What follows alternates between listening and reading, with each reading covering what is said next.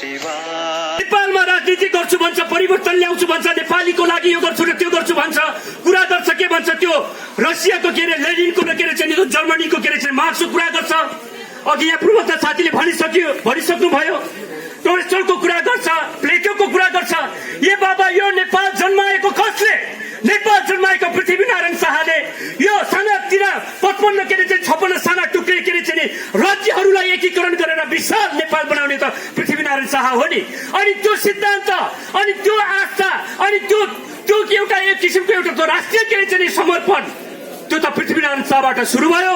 तर आज हामीले त्यो पृथ्वीनारायण शाहको के अरे चाहिँ त्यो एउटा योगदानबाट, त्यो बलिदानबाट, अनि त्यो रजत के अरे चाहिँ त्यो एउटा के अरे चाहिँ त्यो पसिनाबाट त्यो आर्जेको के अरे चाहिँ यो नेपाललाई आज तपाईँको 7वटा टुक्रा बनाइराखेको छ। त्यतिले नपुगेर यिनीहरूले भन्दैछ अब 11 टुक्रा बनाउनु पर्छ। हिजो अस्तिको मात्र अखबारमा मैले पढिराखेको थिएँ, त्यो खोप्लाङमा जन्मेको त्यो नेपालको के अरे नेपाली मारे त्यो आतंककारी त्यो बाबुराम भट्टराईले, त्यो विखण्डनकारीले 7 प्रदेशले पुग्दैन अब 11 प्रदेश बनाउनु पर्छ भन्छ। थेप्चो नाकहरू चाहिँ मङ्गोलियाबाट आएको भन्छ, लामो नाकहरू चाहिँ इरान कहाँबाट कश्मीरबाट आएको भन्छ। यो कुरा नेपालीलाई सही हुन सक्छ? चाहे त्यो थेप्चो नाक होस्, चाहे त्यो लामो नाक होस्, त्यो नेपाली हो। हिजो हामी एउटा के अरे चाहिँ विशाल नेपाल थियो, तर आज हामी मेची र के अरे चाहिँ महाकालीमा खुल्चेका छौँ। त लिम्बू, लिम्पिया र कालापानीको कारण अब नेपाल अब कोशी र गण्डकीमा खुल्चिनेवाला छ। नेपालीलाई यो कुरा सही हुन्छ? तपाईँले देख्नु भएको छ, गण्डकी बेचियो, कोशी बेचियो, कर्णाली बेचियो, महाकाली बेचियो, लिम्बू, लिम्पिया, कालापानी। अहिले यिनीहरूले दोष लगाउँछ महेन्द्र राजालाई। महेन्द्र राजाले यहाँनिर इन्डियन भाषालाई चाहिँ उहाँले लाथाने, इन्डियन पैसालाई उहाँले के अरे चाहिँ च्युत गरे, अनि इन्डियन के अरे सम्पूर्ण के अरे सेना र के अरे प्रहरीलाई उहाँले भगाए। र के अरे चाहिँ जवाहरलाल नेहरूले चाहिँ त्यो 62 सालमा भएको आन्दोलनमा जब चाहिँ भारतले हारिसकेपछि जवाहरलालले हात कमाउँदै महेन्द्र सरकार हाम्रो सेनालाई त्यहाँ के अरे चाहिँ बस्न दिनुहोस्, हाम्रो चाहिँ के भन्छ के अरे चाहिँ वारलरहरू के अरे चाहिँ युद्धका आर्टिलरीहरू अझै केही पनि हामीले के अरे चाहिँ टिप्न भएका छैनौँ, उठाउनु भएका छैनौँ। के अरे चाहिँ महाराज हामीलाई चाहिँ कोरोनाले बन्दी भएको 3 महिनाको लगभग 90 दिनको नै विशेष दिन, यो दिनलाई मैले मानिराखेको छु। यो मानेमा कि पशुपतिको यो पवित्र स्थलमा हामी यहाँनिर यज्ञ गरिराखेका छौँ। कता कता पशुपतिकै देश नेपालमा यज्ञ, महायज्ञ, कोटी, होम, यी सबै कुराहरू हरायो कि हराउँदै गयो कि जस्तो लागिराखेको थियो।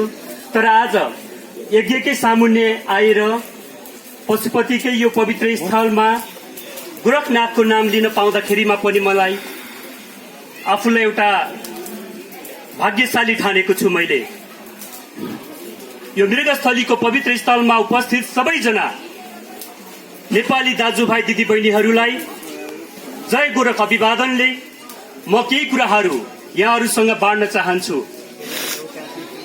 नेपाल आज इतिहासकै सङ्गीन घडीमा तडपिराखेको छ। तपाईलाई लाग्ला कसरी तडपेको छ? तपाईलाई थाहा छ, आज नेपाली राजनीतिमा नेपाल प्रतिको आस्था, नेपाल प्रतिको समर्थन, नेपाल प्रतिको विचार, नेपाल प्रतिको कुनै पनि राजनीतिक विचार र आस्था रहेन। नेपालमा जति पनि 7 सालदेखि यताको कुरा गर्छु म, र विशेष गरेर 2047-46 सालदेखिको त्यो पनि अन्तैबाट परिचालित, अन्तैको पैसाले लादिएको जबरजस्तको आन्दोलनबाट हाम्रो राष्ट्रिय एकताको त्यो प्रतीक राष्ट्रताको हात बाँधिसकेपछि नेपालमा कुदिनका सुरुवातहरू भए।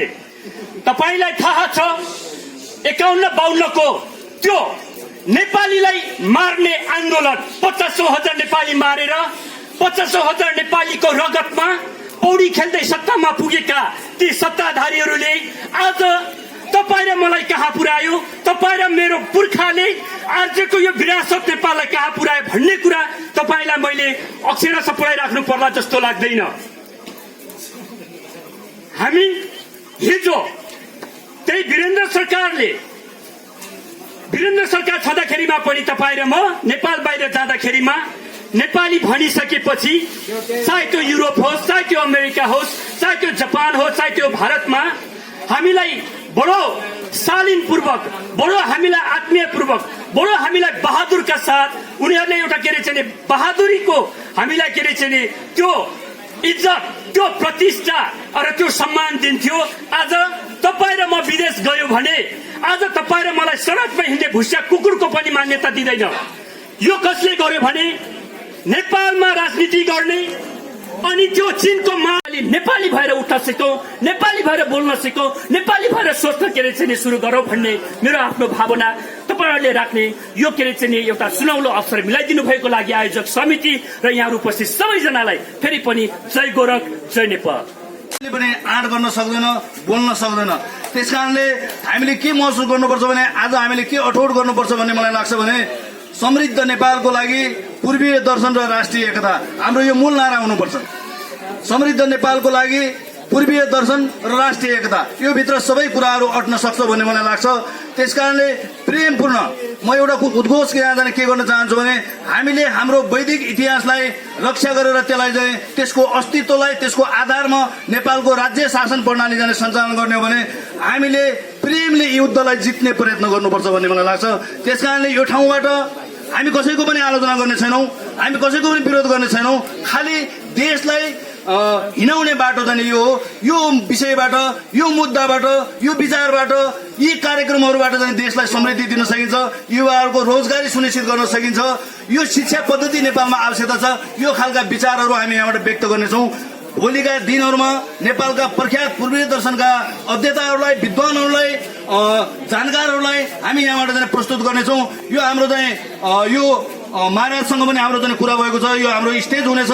म तपाईहरुलाई एउटा निवेदन गर्न चाहन्छु, यदि नेपाल पूर्वीय दर्शनको केन्द्रबिन्दु हो भने हामी त्यसलाई स्थापना गर्ने र त्यसलाई प्रमाणित गर्ने चाहिँ इच्छा राख्छौं भने हामीले चाहिँ सबैले बुझ्नुपर्छ कि यो स्टेजबाट नेपालका प्रख्यात विद्वानहरूले मात्र होइन, अन्तर्राष्ट्रिय लेभलका विश्व जगतका पूर्वीय दर्शनका विद्वानहरूले पनि कुनै दिन एउटा सपना देखोस् अमेरिकामा भएको पूर्वीय दर्शनको विद्वानले कि म गोरखनाथको जाने स्टेशनमा गएर त्यो स्टेजबाट आफ्ना कुराहरू राख्न पाऊँ, त्यहाँ जान पाऊँ भन्ने एउटा सपना देखोस्। अस्ट्रेलियाको जाने एउटा पूर्वीय दर्शनको मान्छेले, अस्ट्रेलियाको जाने एउटा पूर्वीय दर्शनलाई मान्ने एउटा गायकले त्यो स्टेजमा गएर जाने म भजन गाउन पाऊँ, आफ्ना विचार प्रस्तुत गर्न पाऊँ भन्ने सपना देखोस्।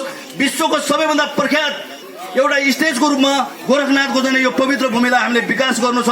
यसका लागि सबैको साथ हुनेछ, सहकार्य जाने हुनेछ। त्यसकारणले हामीले प्रेमले युद्धलाई जित्ने प्रयत्नमा हामी लाग्नुपर्छ।